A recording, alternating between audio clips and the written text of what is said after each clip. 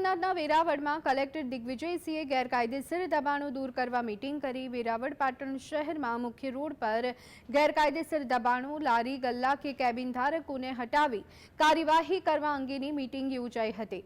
Police તંત્ર સાથે રાખી વેરાવળના 80 foot road સહિતના રાજમાર્ગ પર બંને સાઈડ ઊભી રહેલ કેબિન ધારકો, લારી ગલ્લાઓ, ખાણીપીણીની લારીઓ સહિતને ફૂટપાથની બહાર ન રાખવા માટે જરૂરી સૂચના આપી હતી।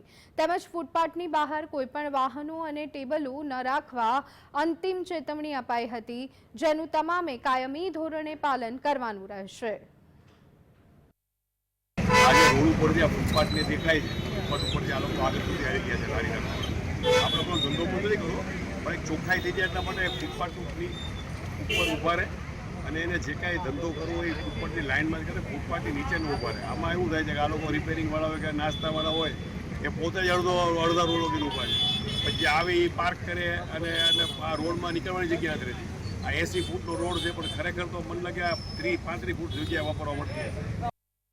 કલેક્ટર સાહેબ દિગ્વિજયસિંહ જાડેજા દ્વારા આપણે સ્વચ્છતા અભિયાન ચાલુ કરવામાં આવ્યું છે।